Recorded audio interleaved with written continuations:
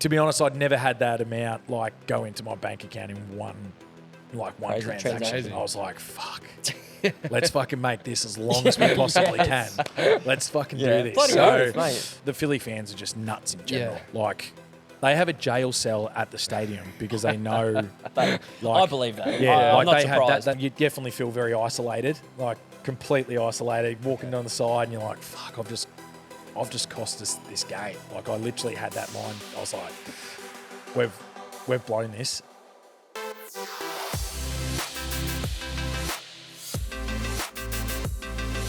All right, Dosh, we've been looking forward to this chat for a very long time. Arryn Siposs is in the house. Welcome, Arryn. Yes. Thanks, boys. Thank you.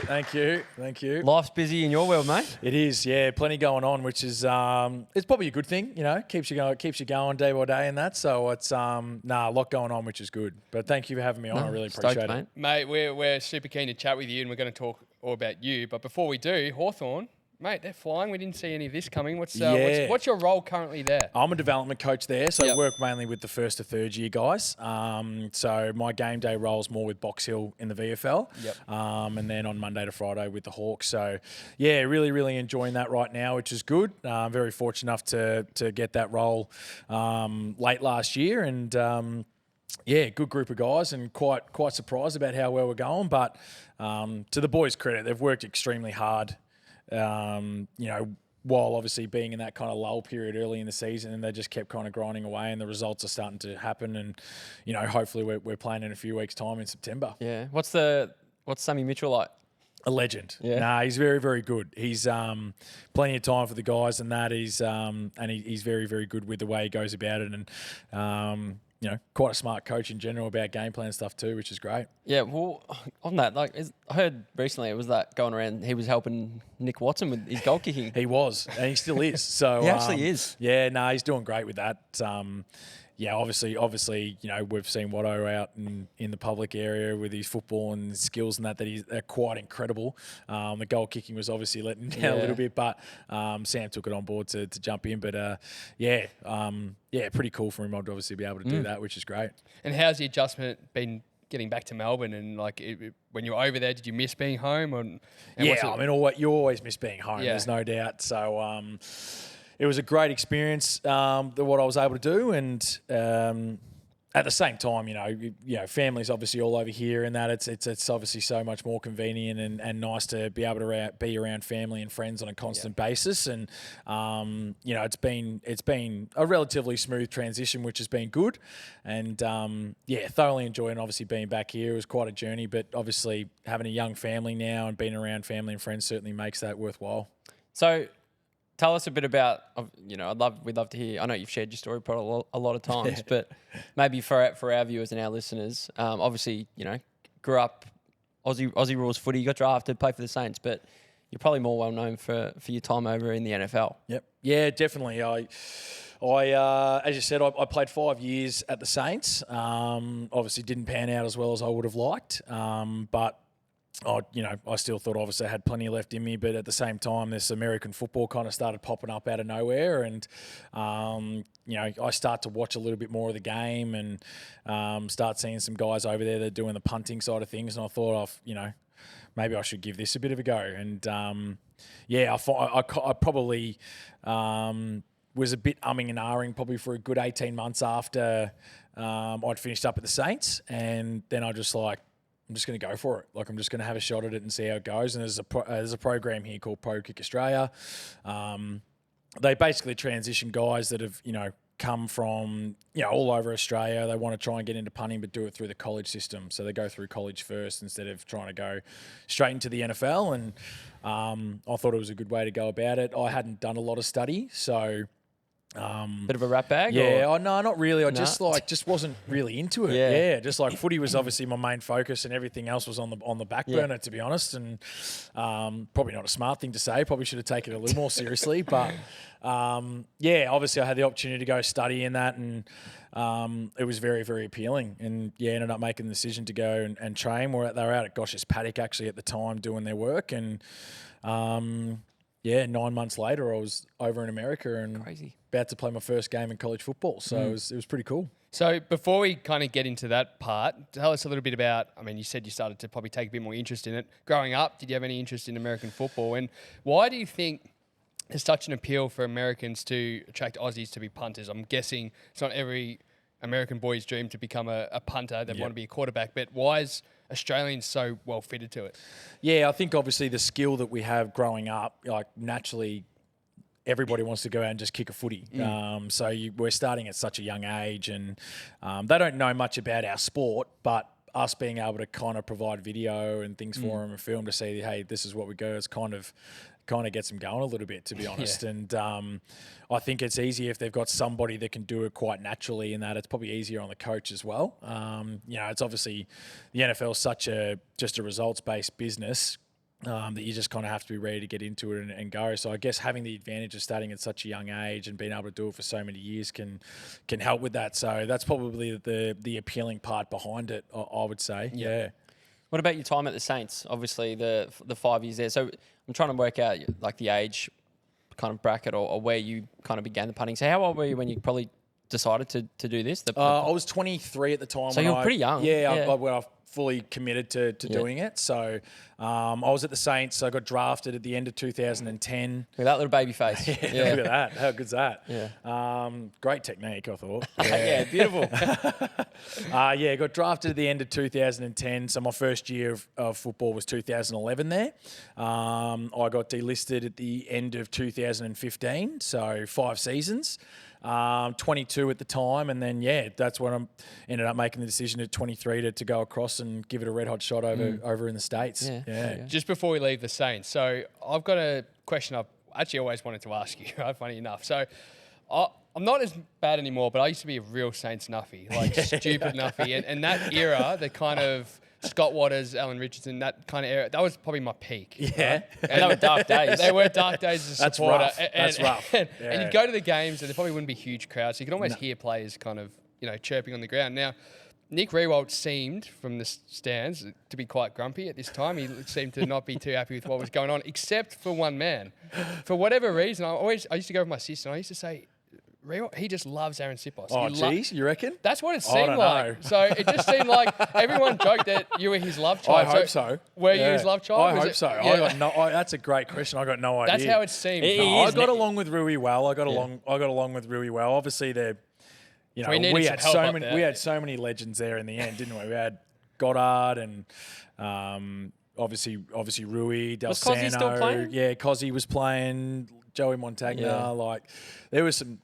Lenny Hayes, how can I forget Lenny James. Hayes? There's some out and out stars, and obviously I got drafted just after they lost the 2 grand finals. So yeah, of course, right. My peak, I was a Saints nothing myself, so my peak stuff was probably from 04 to 2008, where I was the Fraser Garrick really Big G Train and Gardner coming in for his little parts and that. So that was kind of I was well aware obviously who these superstars were, being that I'd grown up for them my whole life. And it was just just a pretty cool period. But as you said, the Richo and Scott Waters times were definitely pretty dark, and they were definitely trying to rebuild on their way. But I just think of that yellow maybe I hope so. I hope Rui thought that too. That'd be quite nice. It just seemed like you could never do any wrong. If you think that makes me extremely happy. Well, I'm also assuming too is maybe you might not have heard from Rui for a few years, and then all of a sudden you hit the NFL and the phone starts. Well, I did get a couple of calls during Super Bowl weekend. That's for sure. What about his face popping up on Super Bowl day? Obviously he's living over there. He's obviously living over there now, and just got the old ESPN Australia gig and that. So well done. He's doing well. He's doing well. Always seeing his head pop up everywhere. That's for sure. So I mean, and you mentioned pro kick. So I know a few people that have had a crack. So there's obviously a big difference probably between an elite AFL player versus probably the everyday person that kicks around in the park. Yep. And I've heard your story. What I suppose attracted them to take you and go, we're so confident we'll get a gig, versus like any of us that decide to go and give it a go? Yeah, without sounding like too much of a douchebag, I think naturally having that ability to be able to kick the ball with decent height and distance probably helped me pretty early on, and being able to go down there the first time and actually showcase it a little bit. There was the coach at the time, and he's still doing it, Nathan Chapman, just said, obviously there's a massive opportunity for you here to really get yourself involved in a good school and that too. So, so what were the just to cut you off? What were the drills then? Because I've heard like trying to kick into like bins and things like that. What are the drills they take you through? Yeah, so for the first session that you do is just basically just see what you got, like see what kind of technique that you have, what we can work on with the NFL ball and with the college ball, and which is slightly smaller than the NFL ball. Yeah, so little fun fact for you there. So the college ball's slightly smaller, so that's what we train with because that's obviously what you're going into, as the next phase of your career. But it's simply just the first one's just suck it and see, basically. Just go out there, show what you got, hitting the ball well. Obviously, if you start to do it early enough, it's like, okay, they get a pretty good idea that, okay, you've got it in you. They'll still work with you, obviously. Yeah, it's not like it's a trial system and like, nah, like we don't want you. It's just that he just purely wants to look at like what kind of technique that you have and what we're dealing with as the process continues on. As I said, I was fortunate enough to obviously do it pretty well the first go around, so he kind of made it a little more appealing, and you did well then too? I was pretty confident that I had a pretty good set. When you see him turning over pretty quickly, and the boys are like, "Whoa!" It was pretty good to see. So, and at the time there was only like 10, 15 guys doing the program. He's probably got 60 to 70 now doing it. So it's absolutely exploded. You got for in him, at a good time. I did get in at a good time. So you could actually get more of the one-on-one time too and actually really hone in on the craft a little bit. So, 10 to 15 guys in at the time. So, it's pretty funny seeing like some of these guys that have been doing it for 8 or 9 months and they're still not quite there, and have someone like me come in and being able to kind of let it rip at the straight. They're just like, what's going on here? So, that was pretty cool. And then as I said, you just kind of work with the technique a little bit, work out a few minor different things. How the ball drop works and things like that, and being able to deal with it. It's not just going out there and trying to bang away as often as you possibly can. There's a little more technique to it, and that's what you learn. You're not just guaranteed a spot. Nah, you're not guaranteed, and it's obviously when you look at things that have gone on in the past or continuing to do for the pro kick, is that obviously you see these guys going to big Division 1 schools, but a lot of the kids don't do that. A lot of the ones are going to Div 2 or the Division 1 AA, which is a little bit low. Obviously the Division 1 stuff. So while you do see obviously kind of 30, 40 kids going really well up in the high one, there's a lot more that are still doing lower stuff too. So some of them just honestly just want to do it for their education. I was going to ask, and they just want to live over in America for 3 or 4 years and see what it's like over there and frat do life. it. Yeah, absolutely, and just live it up over there. So. That's certainly a good way to go about it as well. Was that part in your mind too? Oh, I couldn't do that. I was engaged, so I had to tone it down. We still enjoyed ourselves though, which was excellent. Like the frat life party, everything you see on the movies is the real deal. The red cups, the red cups, the beer pong. I just think it's 21 Jump Street. The kegs and that. Like it's actually, you feel like it's a bit of a piss take, but it's legitimately every single weekend, which is pretty cool. Plus, it's double whammy of being Australian as well. Well, that helps too. Yeah, definitely the accent was pretty funny. Like they can't understand you, particularly down south. So the northern states to the southern states, being able to understand them is quite funny. So they had a bit of a tough time, but they got used to it in the end. We apologise, but we kind of don't, because we want to bring up Fleet Plan Hire Solutions, our major partner, because we couldn't have this amazing interview with the great Arryn Siposs without him. Give us 30 seconds to tell you why Fleet Plan Hire Solutions are the best in the business. Tell me. All right. Customer care, number 1. Good. Fleet hire. Tick. Truck hire. Tick. Plan hire.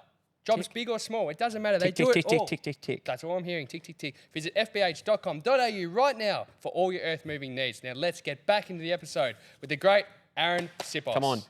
So when you get an opportunity, do you have a choice of school? And I mean, I don't know if Alabama was your first choice of the place you wanted to go, but do you get any choice, or is it you get what you're given? More get what you're given. So they speak to, our coaches here speak to a couple of coaches and kind of put it forward to see based on the skill that you have. For me, I didn't really have too many schools. Just at the time, Auburn University, who's Alabama's big rival, they were very interested. And it just so happened to be they were the team or the school that wanted me to jump on board. And obviously it's more about connection based too. So, the relationships that Chappie has been able to have with American coaches over there is obviously more more important for them. So Auburn had never had an Australian punter.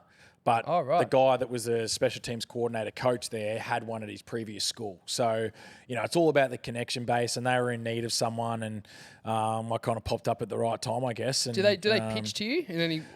They definitely do. So I went over and had a visit over there, and you kind of spend 3 days there getting kind of chauffeured around and stuff like that. So it's definitely like they definitely try and do it. Yeah, that's pretty cool too. So they definitely make it like you're the biggest deal there at that time. Now, when you actually sign on and you start to do it, maybe it's a little bit different. But at the time, what are some of the offerings, Arryn? Like, what are some of the things in the fight? Like, is it like free this, free that? Yeah. So when I got there, obviously they look after you, hotels paid for, things like that. I got in there and there's this massive it's only small, but a massive congratulations cake to start off with, American down south, candy and lollies everywhere. Taking you out for dinner and everywhere like that. Steakhouse. Their best restaurants that you can get in the college town, and things like that. They probably, depends who you are, they probably didn't go too hard on me, but someone that's obviously a big name recruit for them, they probably took to other places that I don't know, then probably don't need to know. Yeah, no, it's good. They definitely try and make you feel obviously pretty good for those 2 or 3 days, which is cool. And you look around the whole university, and I was shocked about how actual beautiful the college was and things like that. So it was quite a pretty little town, something I wasn't used to, obviously being a big city guy, but very much learned to love the place, which was great. How did you go about adapting to just going back to school? Oh, it was different. And a huge, it must be massive. It was massive, yeah. Just different, the way they kind of go about things as well. So I'd studied here at ACU for 18 months before I went over. And, all of us obviously going to university here, it's just kind of get in, get out type What thing. did you study? Yeah. I was doing exercise science and teaching. Yep. Yeah, so doing a double degree in that. And, as I said, you try and do all your stuff you can, maybe on a Monday, Tuesday if you're lucky, and then, you free up everything else for some other things you need to do, work or whatever you kind of do. But over there, it's 5 days a week, 4 days a week, you're going to class. And then you're going to have to do tutoring classes that are compulsory that you have to do as part of being in the football program, and all these other little things. And it's just, it was definitely different for me for sure. So I'm so used to just getting in, getting out, getting a little bit of study when I need to, but it was really well structured. And so your wife, what did she do when you were over there? She was working full time. No, then? she was working full time. So she was in marketing and communications, and just in a small place there in Auburn, which was good. So did the university really well. help with the job there? Technically, they weren't allowed to. Okay. So my wife kind of had to go out on her own and reach out.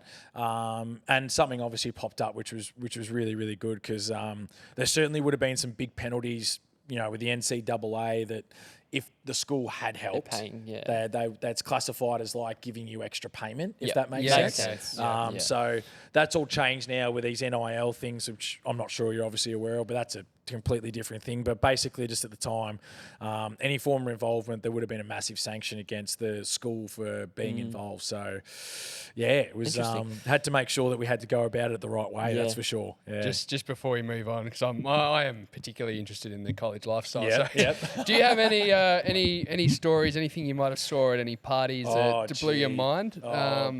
Not saying you're involved or you don't have no names, but just... I must admit, I don't have anything too outstanding. It was just the fact that... initiatives? Just no initiatives with me. Lucky me being older was okay. Oh, they got you through? That did get me through okay, which was all right. But did you hear of what some of the initiatives might have... Definitely the first year guys in frat houses and stuff like that go through a pretty tough time. It's pretty So brutal. it is all true. Yeah, it is shaved heads, and the least of their worries is probably having shaved heads and stuff like that, and there's kids walking around with one eyebrow and that's probably the least amount of their stuff that they're dealing with. But I know a few of the freshman guys that were part of the football program, they classify them as walk-ons, so they're not getting a scholarship for it. They just go, here, I want to just try out for the team, and if they're on it, but they're also part of frat houses and that, and the freshmen stuff like bruises and I don't know what they do, but like they got bruises on them and stuff like that. Like weird, like making sure they get through that first little process. Otherwise, they potentially like getting kicked out. But it's pretty crazy to it's think pretty that brutal. is. Yeah. What's the? Oh, sorry. No, you go, you I was go. just going to say. So, what's the actual living situation? Is it like what you see in the movies? It's the hallways and everyone's in rooms. Yeah, and, basically. So you have two options. Like you've either got the dorms and that whole setup there, so plenty of spaces like on the campus to be able to do that, or you can live off campus. And like get your own basically house. basically like Bad Neighbours and stuff like that. yeah. Yeah, like the Zac Efron stuff. So you have a few houses that are like good that, movie. like particular streets, and then obviously myself and my wife just had our own place, just a bit off campus, and that, nice. which was a bit better for us, I reckon. Yeah, so it was good. Yeah. So what were some of the other things you probably had to adapt to once you got over to the US? Outside Probably of the school? food. Yeah, food. Yeah, the southern food down there is definitely a lot Fried more fried. chicken. Yeah, they love it. They love it so much there. It's incredible. Like any chance they get to put fried stuff on, they will do it at any chance they get. So that was definitely a little bit different. I had to adjust to that. And then obviously just the overall lifestyle, like.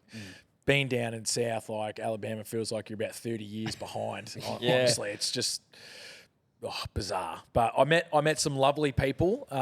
Some people that'll be obviously long life friends. There's no doubt. So any chance that my wife and I and my kids get the chance to go back over there, there's always going to be a place for us to stay. Like, because the hospitality in that has been phenomenal. So probably the other small thing was the coffee. Coffee was putrid. Putrid. Yeah. Just.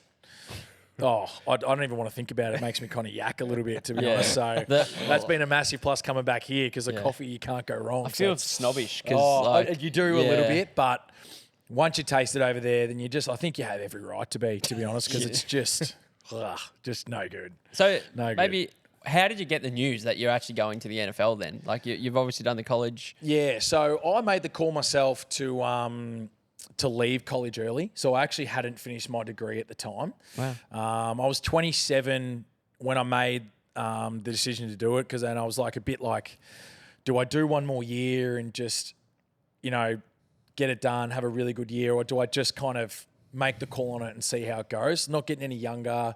I know punters can go for a long time, but it's more about coaches see a 23-year-old and they see a 28-year-old, who are they probably going to go for? They're probably going to go for the guy that's 23 and see how he goes. So I made the call to leave early and begin the process of trying to make it to the NFL.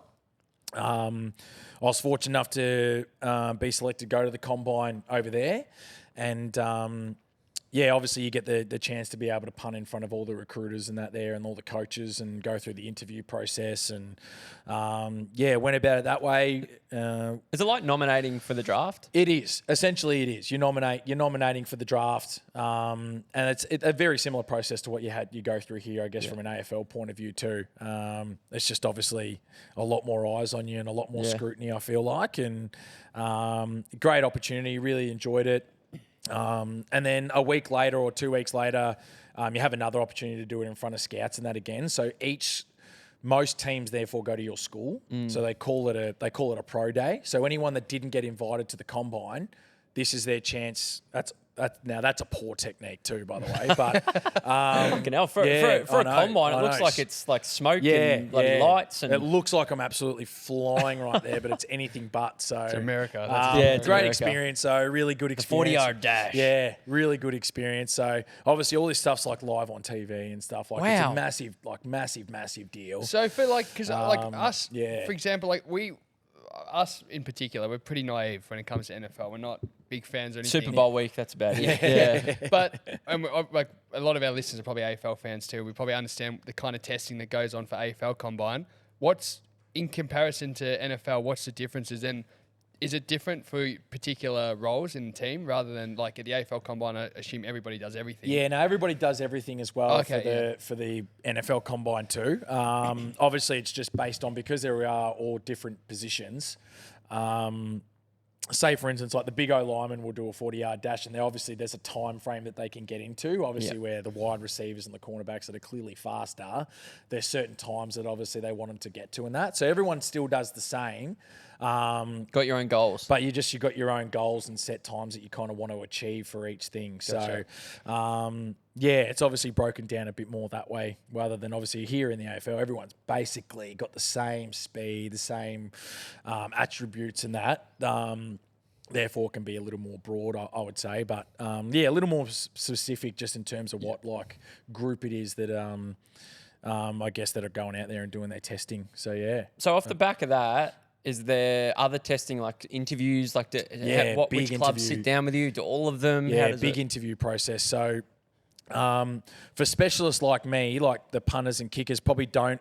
It's not as detailed as what it is for some of the other big guys there. So, guys that are probably pretty high chance of being first round draft picks or something like that, they will actually get a real like in-depth interview with a team, and multiple teams might do that. So, and it's like 15 to 30 minutes, and they're like talking game plan.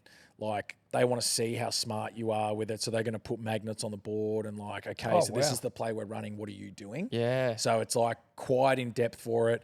Not everyone goes through that. For me, it was more just getting to know me, why you made a decision to leave early, what makes you think you can kind of do that and things like that. And part of it was a bit intimidating because you had like 5 or 6 coaches all on one table, and they're kind of like just grilling you a little bit just to see how well you kind of hold up. And then there's other coaches that like there may be 1 to 2 that are kind of a bit more serious because they're wanting to actually really get somebody in the draft or through this process. Because really all there ever is probably an opportunity, maybe 3 or 4 teams that are looking at trying to like draft a punter. Really, like how many spots? In my year, there was only 2 that got drafted. It's crazy. Wow. So a lot of them there, like a lot of the like special teams there, they've already got their guy. Like they've already got their guy they've had for a while, well established, doing really well. So they just have to do their due diligence again and just like kind of be there. And then obviously, as I said, they're kind of 1 or 2 or 3 teams that are definitely more serious trying to look for someone. You'll probably sit more with them one-on-one, so they kind of get a bit more of an in-depth look at you too. So, that was my process with it.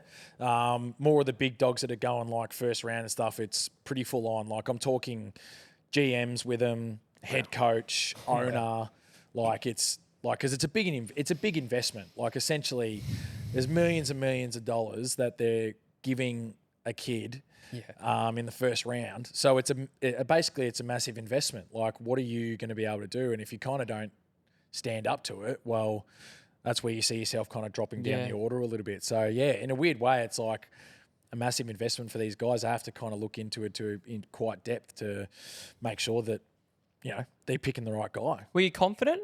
I was confident. Like I don't think you could do the whole thing without feeling confident. And I mean that in just like the most like respectful way. It's like you have to have that sense of confidence to be able to go and do it. And I felt really good going into the whole thing. I thought I did a really good job in terms of combine and then the pro days that I did to show I'm more than capable of being a guy that can get drafted.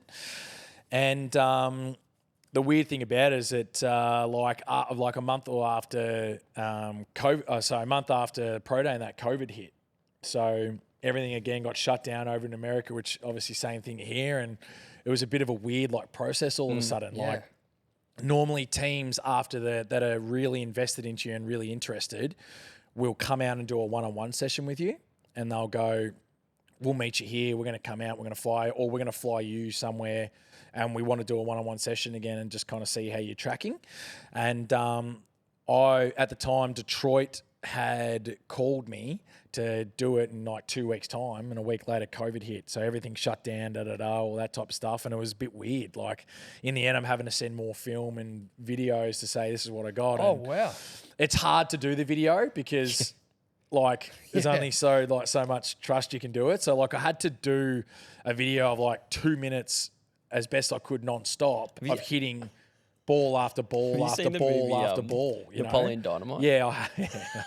Uncle Rico. And he's like, just sets the camera up and he's like, I'm just picturing him. Like, I couldn't fuck it up. Basically, I couldn't mess it up. That was it. So I had to do like 2 minutes of like,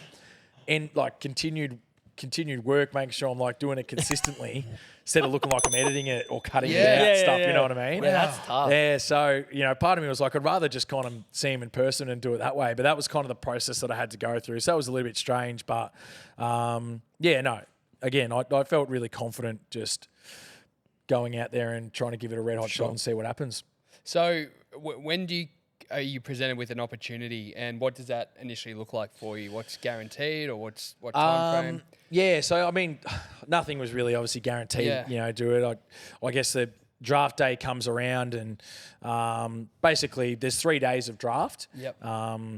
And on the third day is when the big day is essentially, and that's probably more likely where you may have the chance to obviously get picked up, and you're just basically waiting for a phone call and just see if anything works out. And I had 2 teams that were really keen on me that I thought were potentially going to do it, and one was Detroit and the other one was the Atlanta Falcons.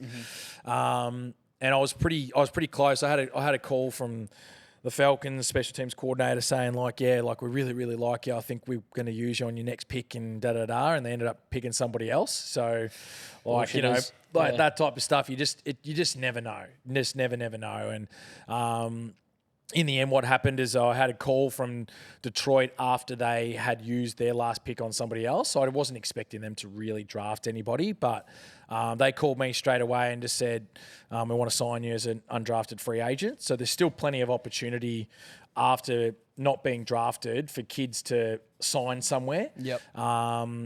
Which is, I think, a really awesome thing that they do. I think that's somewhere where the AFL can maybe try and work on, and if you don't get drafted, still giving a kid a shot to be able to train and earn his spot potentially. So Agree. that's a really good thing that the NFL do over there. So you don't get drafted, but massive opportunity to still get signed by a team.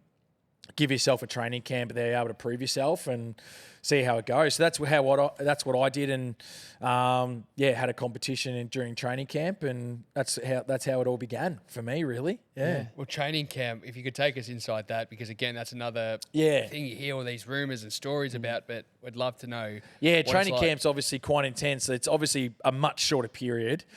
Yeah. So I'm so used to these grinding out 4 or 5 months of training and running your ass off and that, whereas training camp's more of a 5 to 6 week thing, but you train every single day, and they're long sessions. Not necessarily for me as such with what I do, but for the other guys, it's a grind for them. They're going out there and training 6 out of the 7 days, probably out there for 3 hours of training and that, and just non-stop, middle of summer, quite repetitive, stuff, which is obviously quite a grind for them. But my first training camp, obviously same thing, COVID, it still kind of was in its peak. Yeah. So I didn't really have the whole aspect of what they do is have all these stands up around your training camp, and everyday fans can come in and watch can watch a session every day. So every day, the fields are just completely covered with people all around crazy. them. They make it just this whole spectacle. But in my first year, I didn't know that because obviously COVID, so nobody could come through. It wasn't until when I got to Philadelphia and training camp got back to normal that it was this massive novelty. And you're having, thousands of people across on the sidelines watching every session. But yeah, just a total grind. Long days, you're there and at 7 a.m. and probably not leaving until 8:30, 9 o'clock. And it's just guys just in the playbook having to learn play after play after play, and having to learn new ones, so they learn what they need to do in the morning, go train it, watch the film of it and do the revision, and then at night time you're learning new plays again to be able to do for the next day. So again, not as long and taxing. Learn? What's that? How many plays would you typically learn in a? Oh, for me specifically, not a lot, but Yep. for the other guys there, it's over 100. Yeah. Wow. So many and it's all just insane. finer detail Yeah. stuff. It's not anything major. Centimetres. It's just 1 yard, 2 yards, making sure you're in the right spot for this call that we've made, and just having to learn all of them is just Can't imagine incredible. it. Yeah, incredible. So that's why you have to be genuinely quite smart and know what you're doing. And the guys love football, so they're always going to go and learn it and that. But yeah, really so much detail to it that you have to figure out, because any bit that's obviously off for them, it can completely destroy a play. So yeah, long days for them to be able to get it right for sure. What's the locker room like as the Aussie? in amongst. Bit of a token, yeah, for sure. Like I don't, bit of a token for sure. But no, it was good. I guess it is easy for me because I'm just the guy that goes in there, and I had big Jordan Malata in there too. So he's like the big offensive lineman. He's a bit of a larrikin, but such a legend, and it helped with when I was at Philadelphia. That definitely helped, like him, but having him, which was great. When I was at Detroit, I was just like this token Aussie dude that I could. Say anything and they just laugh at me anyway in a good way. But it was pretty good. So, I mean, I was easy to have a conversation with because people wanted to kind of know what I did and about me a bit more, which was really cool. Like I was able to build some great relationships with that too, which was quite nice. And what could they never quite understand? Certain words, like what would they find funny? Like what? Jeez, you bring it. I'm sorry.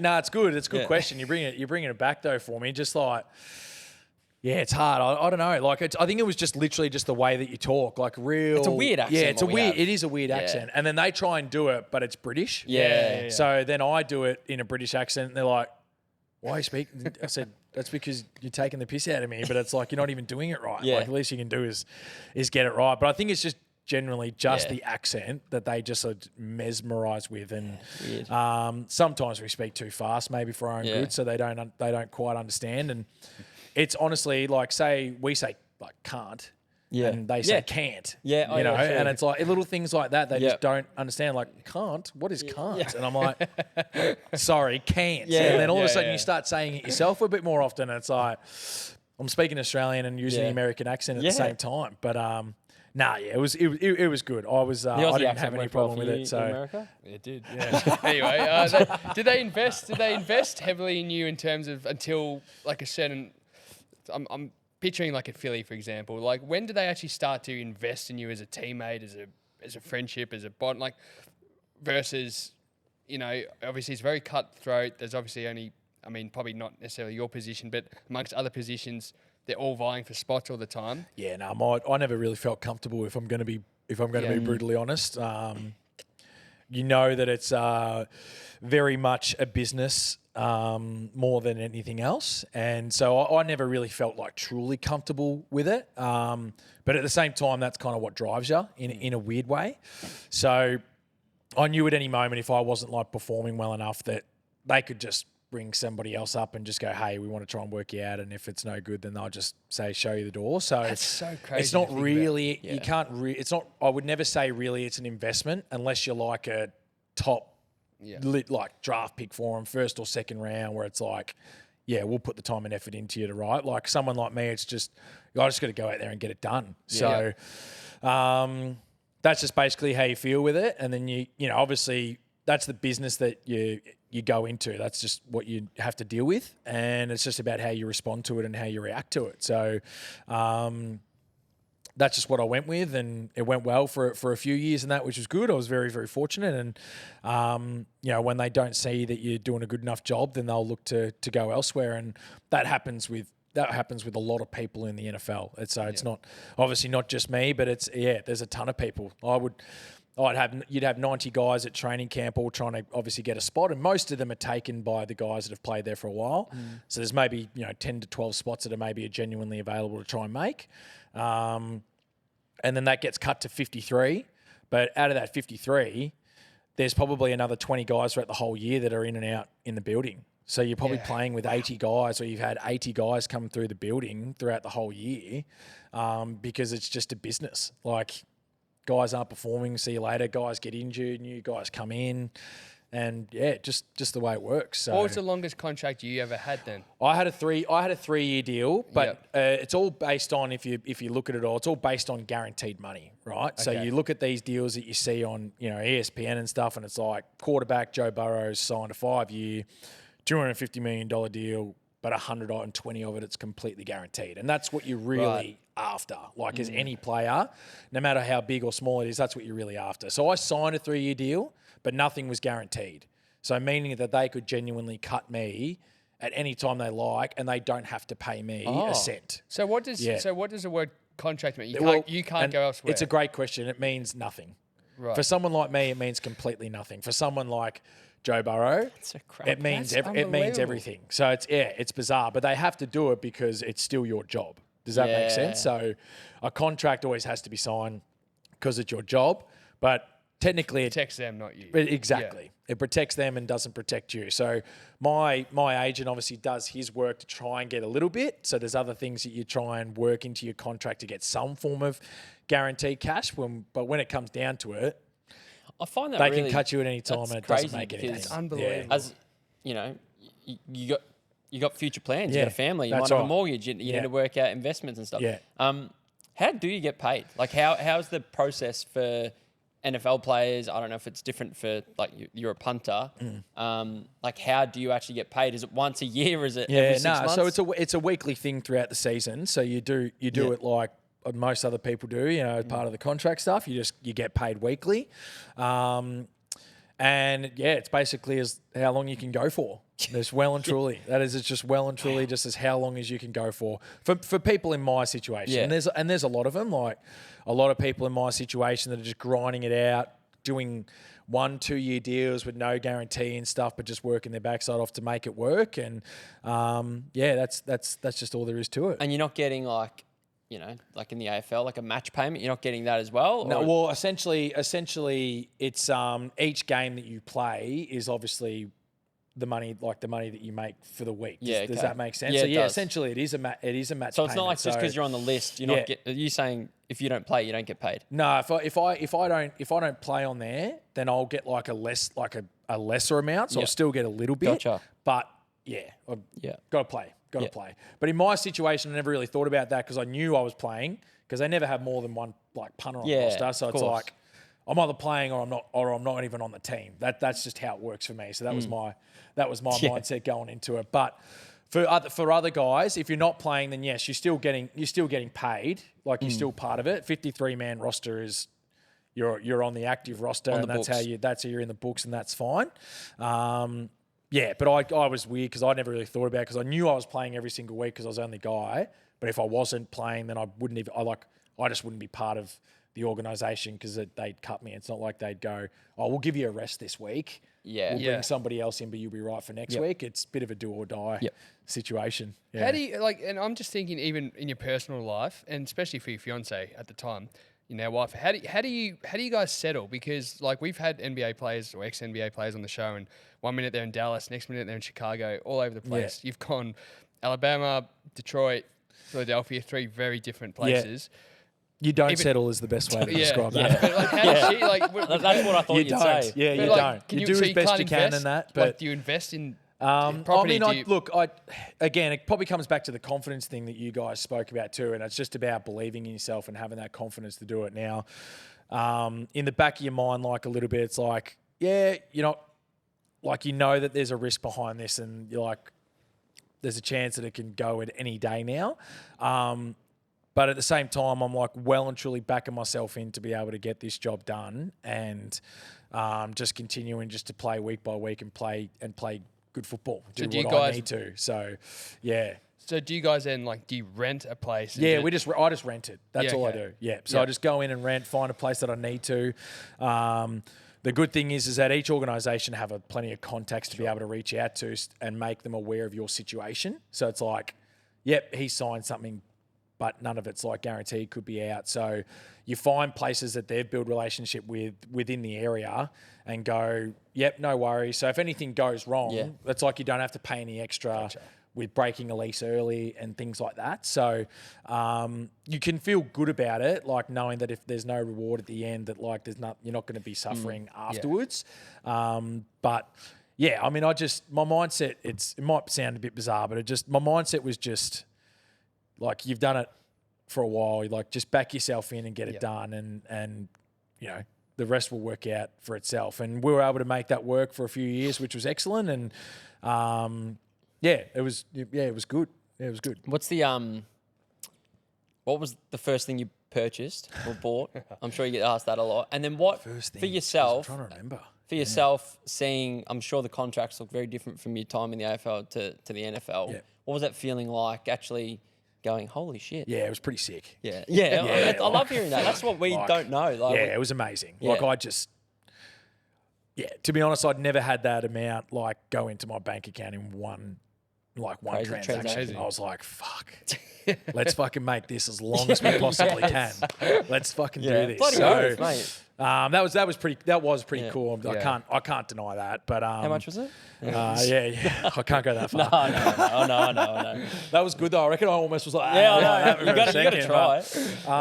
that was pretty amazing. But probably the first thing that comes to mind that I did like splurge on myself was like a genuine good set of golf clubs. Like, got my own set, got Tailored. fitted, Yeah. everything like that. Like, so I went and invested myself, like making sure that, because I enjoy my golf, so I got to like, if I'm going to play it, I may as well try and do it. So that was pretty cool. That was my first little one, and then basically just tried to just save as much as I possibly could so I can get something back here in terms of property wise, which was good too. And did that. But certainly when the first paycheck got in after that, when you make the team. So in Detroit, I was on the practice squad, which was still good money, but making the actual roster and playing actual games, I was like, fuck. And is it a cheaper way of living over there, or is it more expensive? Depends where you are. Yeah. But I'd say for the most part, it was still pretty expensive. Yeah. Living in Alabama, certainly like not as much, but living in the big cities like Detroit, Philadelphia, and that, still quite expensive. But can't complain about it. I love too hearing much. that he enjoys golf. Yeah, well, we've Big got fan. something coming up a bit later for you. Oh, there we go. But with when you're walking around the streets of Philly, are you getting recognised when you start? No, and not really, which is I'm okay with. Like it's not a good or a bad thing. Like if I'm probably getting noticed, they're probably giving me a hard time because I'm not getting my job done.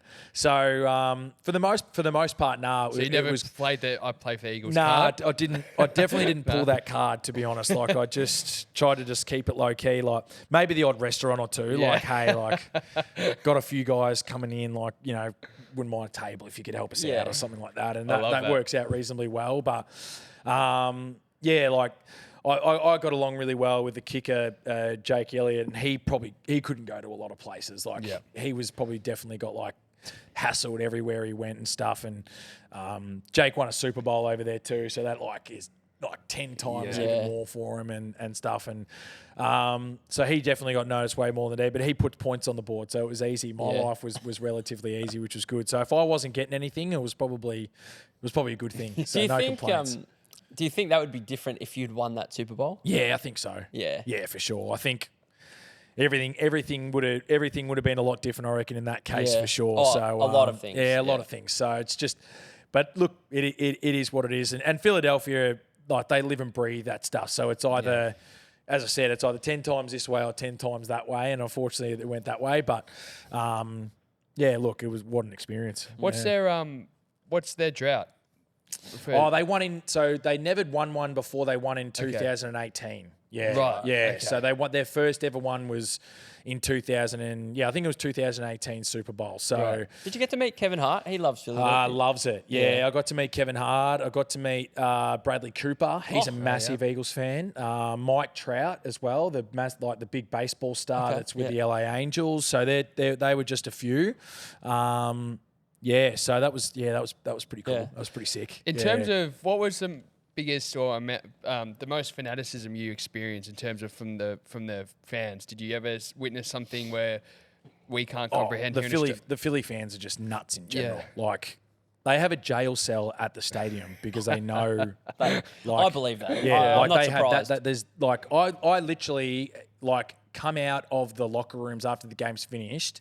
And there's people in handcuffs about getting taken into the jail cell that they have there because they're just like nuts. Yeah. And it's like 9-year-old kids, when the opposition comes out, are just flipping the bird to the opposition, and the mum and the dad out the back are giving them a clap, like, keep it going. Like, good on you.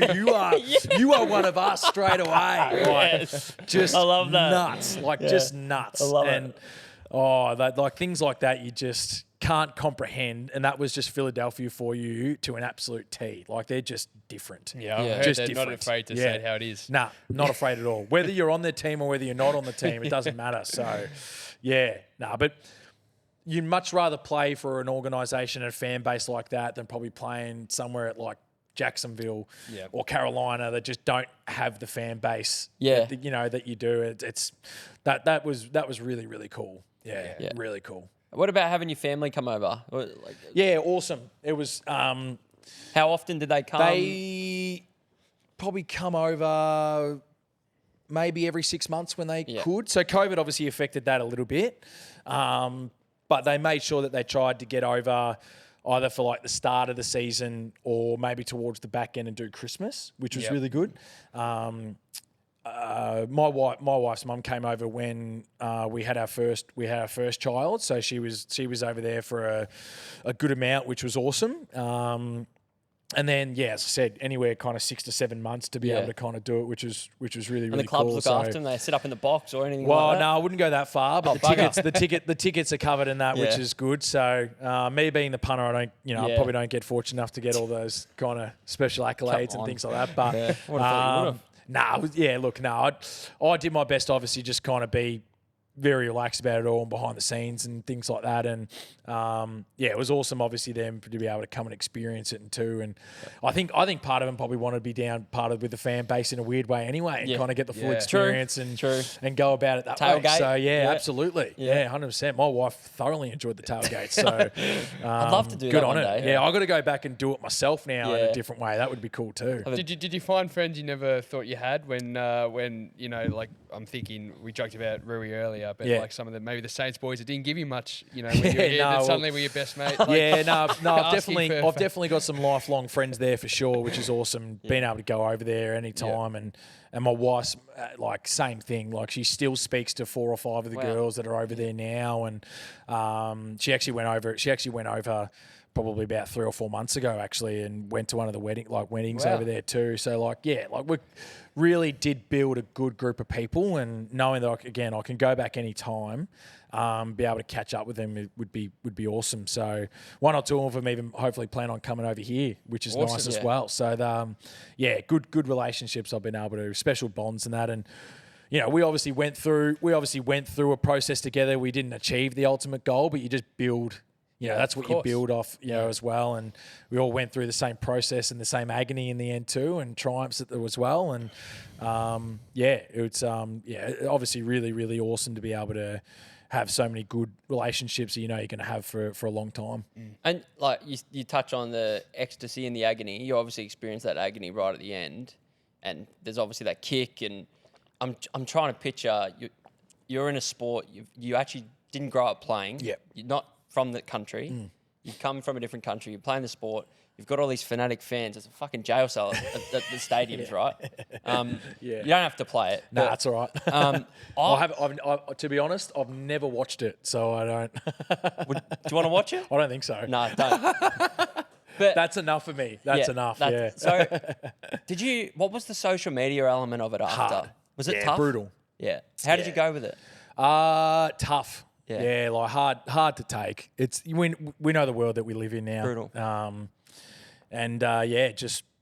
It was brutal. Yeah, very, very hard. Even my wife, copping it, got it from some people saying your da-da-da is like a fucking bum and da-da-da. And wow. So that's it's not just me, it's my whole family that gets affected by it. And hard, just really tough. And I'm working my way through it, and still probably pretty raw. You're still raw, and I can talk about it. It's fine to be able to talk about it. And but I think just the aftermath you just don't quite understand until you're popping up on social media, which is kind of meant to be a little kind of area where you can maybe just kind of look at a couple of things and relax, whereas just brutal. Brutal. So I hate even asking this, but we've kind of grazed over without probably explaining to the listeners and viewers what actually happened.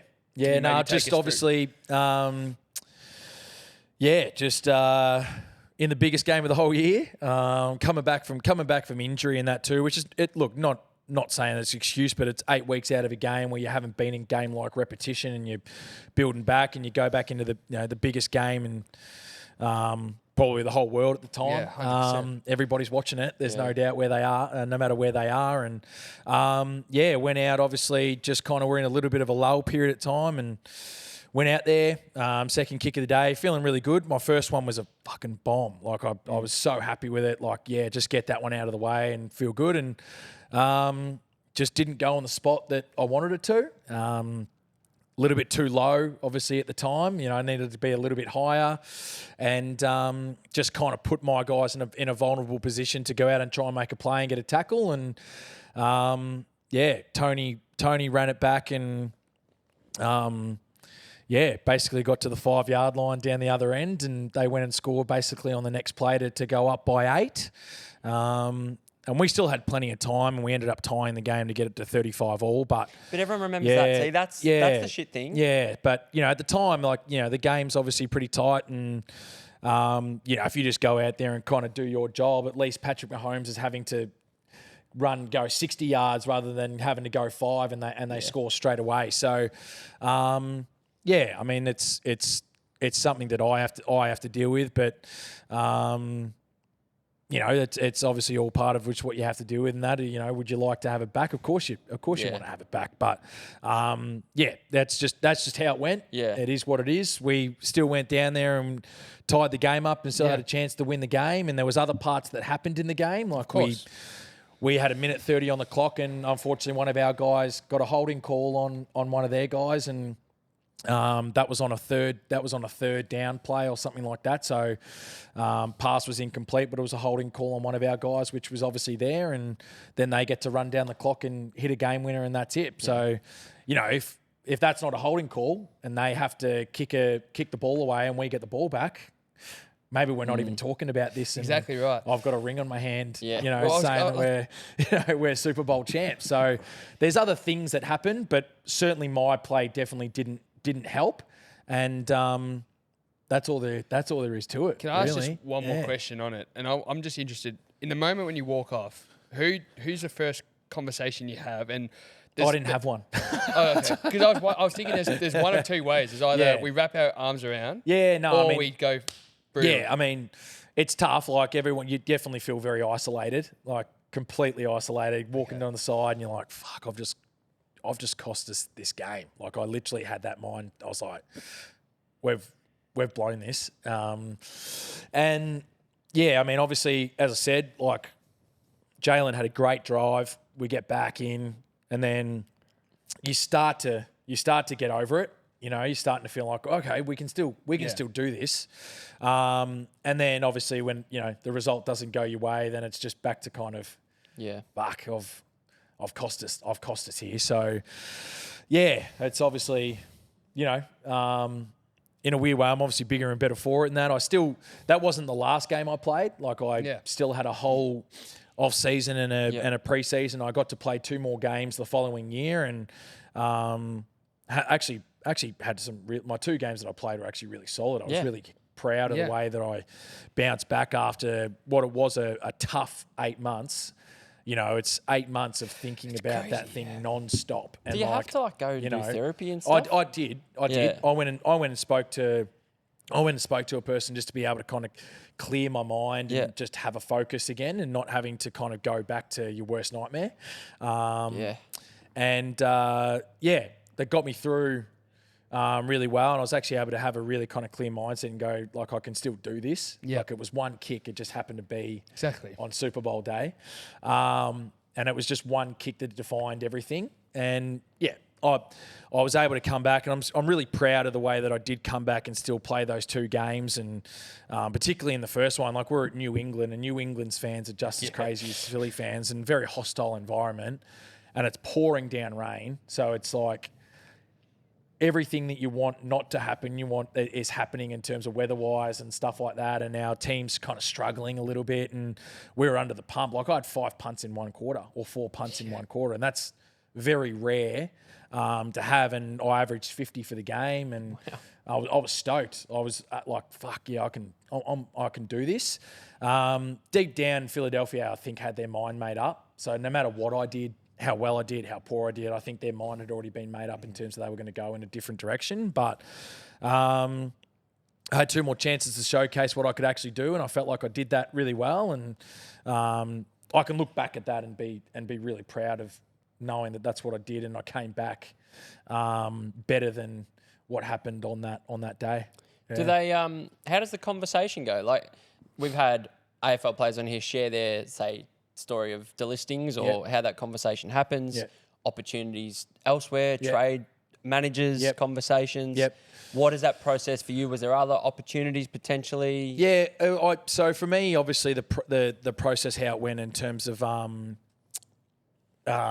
getting cut. I mean, they say cut. Yeah, they do say cut. It's pretty brutal, but that's just so what brutal, they say. Was very short and sharp in the end. So I remember obviously very clearly on Thursday night. We played a Thursday night game, so I had the whole weekend to be able to just kind of be with my family and my wife and my little girl, and like, all right, I'm playing all right. Like, I don't know what's going to happen, but I'm playing okay. Had a Friday, Saturday, which is good, and I got a call from my agent on the Sunday saying, look, I think things are going to happen, so just want you to be aware, but I think they're going to be going with somebody else. So that was kind of Sunday mid-afternoon, and then I pop onto social media and it popped up that Philadelphia have signed, da-da-da-da. So haven't even got a call from the GM yet actually to say that it's happening. And then part of me was maybe it's just going to be a competition again, just in the middle of the at the start of the season. I just got to see what I've got. But in the end, got a call from the GM on the Monday morning. Just said, hey mate, just come in. Obviously want to have a chat and da-da-da. I was like, yeah, no worries, know what's going on. And then just kind of very, very short and sharp. So into the GM's office, head coach is there too. Just basically, thank you for what you've done. Wish you all the best. Obviously, we just want to go on a bit of a different path, and obviously you're part of the group that obviously we didn't have the ultimate success, but obviously we know that you're still part of the group, and thank you for it. And then he apologised to me because the word obviously did come out that he had signed somebody else, and I was like, yeah, it would have been nice obviously to you be the first, but it is what it is, and you just pack your locker up and away you go, mate. So crazy. Yeah, that's just how just how it works. Very, very fast. You just kind of take what you want, and that's it. It's a bit of a see you later. I hope Sipo doesn't look at us two and just think, I don't want to talk or see those two blokes ever again, because they've just brought back the worst memories of my life. It's crazy. It's good. It's probably lucky that I didn't do this 12 months ago, because maybe I would have thought that. Well, you could have told us to fuck off. So, yeah. That's just how it works, and I'm not the only one. I'm not going to be the first. I'm certainly not the first, and won't be the last. But that's just an insight about how it works. Yeah, we appreciate it. It's a live and die kind of situation, and that's all there is to it. Yeah. And I mean, in the last hour or so, like, you've literally taken us on the entire ride, and it's great. Like, it is literally a roller coaster. Yep, like, there is, no doubt. Like Dos said, agony and ecstasy earlier. Like, that's exactly what it is. No like, doubt. The highs are high, the lows are freaking low. Very true. Then 99.9% of the population will ever feel like that kind of pressure and that kind of cutthroat environment, mate.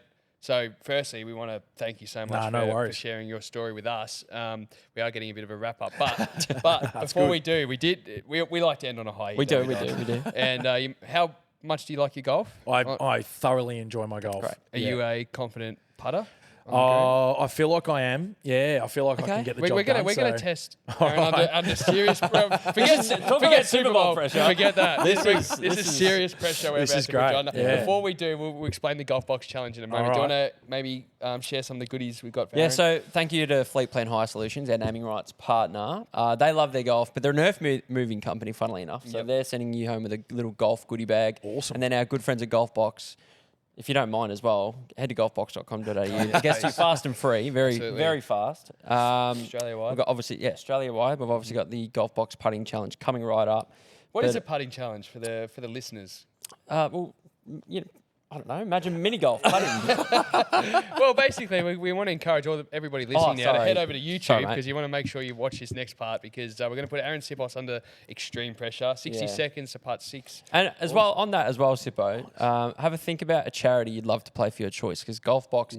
So by the end of the year, our leaderboard with all of our guests, if you finish on top, they're going to donate $1,000 to a charity of your choice. Awesome. Yeah. So have a bit of a think. Okay. And then when we get up onto the green, you'll be ready to go. All right. So make sure if you're listening, head over to YouTube now. But for now, Mate, thank you so much. We really appreciate this. We know you're busy. Awesome. And maybe before we let you go, what's kind of the plans for the next few years? Obviously, you're at the Hawks now. Yeah, I've got a coaching gig at Hawthorn, which is awesome. So, yeah, hopefully continue that, at least in the coaching path, I'd say. And, thoroughly enjoying it. So hopefully that continues for a little while longer. Flag Yeah, and Dingley as well? we're rolling right now. So I'd we're love to red see hot. the Hawks win the flag. Yeah, red to be hot. honest. So it's, we'll see how we go. But it's, very exciting times down there. Thanks, mate. Appreciate it, guys. Comes our favourite part of the episode. We're going to put Arryn Siposs through the golf box putting challenge. So before we start, Sippo, how are you feeling? Yeah, I'm feeling all right. Yeah, I'm feeling okay. Fast green, slow green, what are we thinking? Yeah, I'm thinking pretty fast, to be honest. Yeah. I reckon there's going to be a bit of speed to it. What's the part of your golf game? What do you like the most? I'm not going to say putting in case I shit the bed here, so I'll say driving. Driving? Yeah, I don't mind driving. Well, mate, you've got the brand new tailor-made Spider putter, courtesy of our friends at Golfbox, which of course you guys can get at golfbox.com.au. Mickey Mouse toss, is that good or bad? That's good. That's good, is it? Okay, beautiful. Now, the way this game works, Sippo, you've got 60 seconds to putt 6 balls. Okay. And this is how the scoring works. So if you can land it flush in this circle, 50 points. And they're working backwards, 25, 20, 15. This square is 10. All right. 5, 3, 1. But here's the kicker. If you can land it flush, and we mean flush, on this dot, not to the side, but on it, it's 100 points. Wow. Someone get Incredibly close. like B's dick. Okay. And we couldn't give it to him. Now, At least you're honest with the system, though. But Clubhouse lead is about 125 Okay. points, so it's quite good. You're probably looking at maybe 2 Yep. bullseyes. yep. Do you have But a charity of choice in mind? Beyond Blue. Beyond Blue. Yeah, Beyond Blue. Beyond Blue is a very good one. So yeah, absolutely. beautiful. All right, well, let's get you down on the green, All right, and we'll get here the we boys go. ready. Straight into it. Have we got a scorer and a timer? Beautiful. Straight into it. And you tell me the time, I'm guessing, and then I just have to whack away, I'm guessing. So, all right. Who wants to count us down? You go. 3, 2, 1, go, Sippo. Let's go. Let's see what you're really made of. This is real pressure. Oh, no way. It's not a bad start. It's not a bad 25. He goes again. He's got a nice technique, D. Just watch the technique. Oh, he's laughing. 75. Beyond Blue are rubbing their hands together. Oh, this is great. He's taking a piss early. He's gone for 100, I think. Oh, I would love him to land 100. 85. I would love him. too, but I don't reckon. I just we'll see. It's a We'll see. real risk. It's a real risk. About 45 points. It's not bad. Let's go on the bullseye. What's that? That's 20. 20. All right. He's got 2 to go. 105. 105. Needs at least 20. Don't mind that. Oh, here we go. So what are we? Wait. 110 So what? Oh, what's the lead? or 120? No, he needs 10 to win. He needs 10 to win. Oh, to take the lead. to take the lead. We've got to sorry. take the lead, though. Yeah, let's go. Come on. Arryn Siposs straight to the leaderboard. On its way, looking good. That's William Doss. Give it to him. I'll take it. I'll take it. Well done. Thank you very much. Brand new leader There on we the go. golf box leaderboard, Awesome. Arryn Siposs. I think you've got yourself a new career, I reckon. Yeah, we'll see how it goes. Yeah. Eh? But Awesome. thanks again for coming on, mate. Nah, We've appreciate absolutely it. loved it. Thanks, guys. Thanks for having me.